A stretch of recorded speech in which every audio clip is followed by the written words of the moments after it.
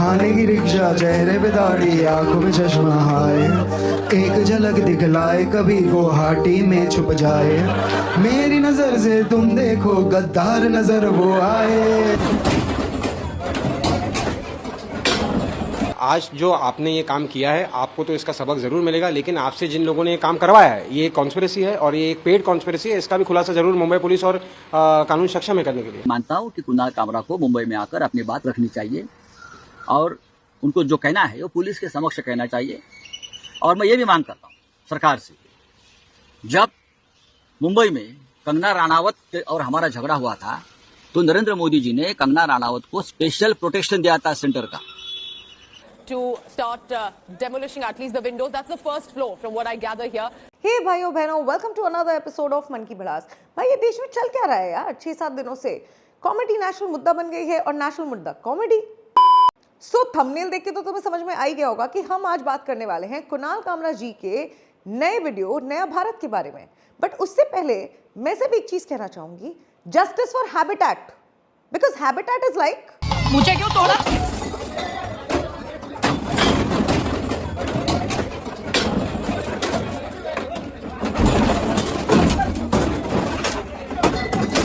सबसे पहला point I want to make here is that violence can never be a solution and violence can never be justified.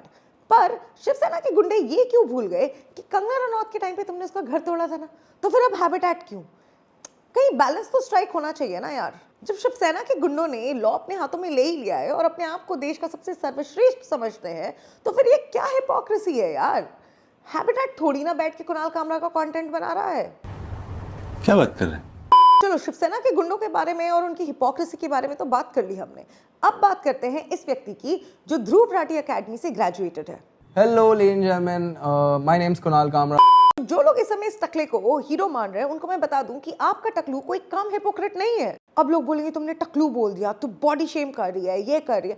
भाई आपका टकलू भी तो body shame कर रहा है ना अनंत अंबानी को, despite of knowing that he is suffering from some disease and ये वेट गेन उसका जो है वो उसकी साइड इफेक्ट है। He is still cracking jokes on someone. 1.5 kilometre से उसकी हड्डी गिन सकते हो आप। अंबानी के बेटे का एल्बो नहीं दिख रहा। नी रिप्लेसमेंट सर्जरी के लिए डॉक्टर आया, पूछ रहा है नी कहाँ है। अगर तुम इतने ही बड़े क्रांतिकारी हो, इतना ही बड़ा देश को संभालने का मोर्चा निकाल रहे हो, तो at least first learn to be kind to people. क्योंकि चाहे कोई अमीर हो या गरीब हो, अगर वो किसी बीमारी से जूझ रहे हैं तो वो मेंटली इक्वली वल्नरेबल होते हैं। खराब मत फील करो उसके लिए। 2-3% का जीडीपी है उसके बाप के पास। तो ये क्रांतिकारी कॉमेडियन सबको ये बताने की कोशिश कर रहा है कि मोटे को मोटा बोल सकते हैं, टकले को टकला बोल सकते हैं। This is not body shaming, this is just being cool and स्टेटिंग facts. अब बात करते हैं इसकी दूसरी हिपोक्रेसी के बारे में। तो क्योंकि मिस्टर कुणाल कामरा ध्रुव राठी एकेडमी से ग्रेजुएटेड है, तो ये अपने कॉलेज के डीन की तरह ही बिल्कुल बायस्ड है। सो इस डीन को और इस स्टूडेंट को प्रॉब्लम किससे? सिर्फ और सिर्फ बीजेपी से। देखो बीजेपी से तुम्हें प्रॉब्लम है, इससे मुझे कोई प्रॉब्लम नहीं है। बिल्कुल होना चाहिए कंस्ट्रक्टिव क्रिटिसिज्म, होना चाहिए कंस्ट्रक्टिव। क्यों ऐसे भी तुम क्रिटिसिज्म कर लो, चलो ठीक है, तुम्हें कोई चीज़ नहीं अच्छी लग रही, कुछ प्रॉब्लम है। बट अगर तुम ओवैसी, ममता बनर्जी, संजय राउत जैसे लोगों के तलवे चाटोगे, तब मुझे प्रॉब्लम है। To answer back all these buffoons. Yes. नहीं पूछ लो आप। नहीं अभी क्या पूछा? नहीं पूछो। रहना तो मुंबई में ही है अभी। नहीं आप मुंबई में रहने, आपको अच्छा है। चलो तुमने एकनाथ शिंदे को कॉमेडी और सटायर के आड़ में गद्दार कह लिया, पर तुम ये कैसे भूल गए कि ये वही शिवसेना है जिसने एक पूरा इलेक्शन बीजेपी के साथ गठबंधन में लड़ा था और फिर इलेक्शन रिजल्ट्स के बाद उनको ही धोखा देके कांग्रेस के साथ हो ली। सो ये भाई साहब जो फ्रीडम ऑफ स्पीच को लेके इतना रोना धोना कर रहे हैं, ये उस वक्त कहाँ थे जब कंगना रनौत की फ्रीडम ऑफ स्पीच छीनी गई थी, जब उसने उद्धव ठाकरे के बारे में कुछ कह दिया था और फिर उसका घर तोड़ दिया गया था। ये भाई साहब अपने फोन पे उसके घर टूटने की वीडियो को बार-बार देख रहे थे। आपको क्यों दुख हो रहा है? नहीं मुझे तो दुख नहीं हो रहा है। मैं रिवाइंड फॉरवर्ड करके वीडियो बहुत बार देखा। ठीक है, कर लो। दुख नहीं हुआ मेरे को तो। देखते रहो आप। मेरे को अच्छा लगा, अच्छा किया। बात किया, कानून के रिस्पेक्ट है क्या?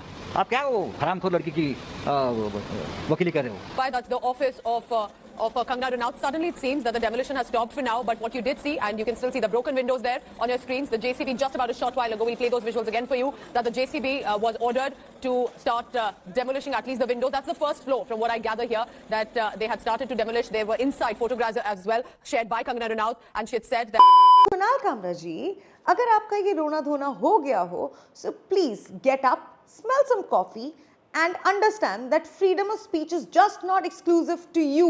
And also, freedom of speech does not mean provocation and defaming someone. कल को तुम्हारे पड़ोसी के साथ झगड़ा हो गया तो तुम तो उसे गाली गलौच और गद्दार कहने लग जाओगे। Mister Kamra, it does not work like that. आपको समझना पड़ेगा कॉन्स्टिट्यूशन को हाथ में पकड़ने से पहले कि फ्रीडम ऑफ स्पीच एग्जैक्टली है क्या।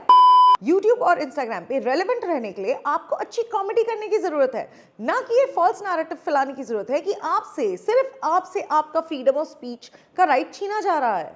देखो, ये बात समझना बहुत जरूरी है that for your failing career it is only you who supposed to be blamed, it's not BJP और मोदी और एनीबॉडी एल्स। आज तुम इस पार्टी को ब्लेम कर रहे हो, कल को दूसरी पार्टी आएगी सेंटर पे, तुम उसको भी ब्लेम ही करोगे। कुणाल कामरा को ना बहुत अच्छे से पता था कि वो प्रोवोक कर रहा है एक पर्टिकुलर पार्टी को in the name of satire and comedy, and अपने शो के एंड होने पे कॉन्स्टिट्यूशन ऑफ इंडिया दिखाना एंड फ्रीडम ऑफ स्पीच के बारे में बात करना वाज जस्ट अ मैनिपुलेशन। आपको क्यों हो रहा है? नहीं, मुझे तो दुख नहीं हो रहा है। मैं रिवाइंड फॉरवर्ड करके वीडियो बहुत बार देखा। ठीक है, चलो। दुख नहीं हुआ मेरे को, तो देखते रहो आप। मेरे को अच्छा लगा, अच्छा किया।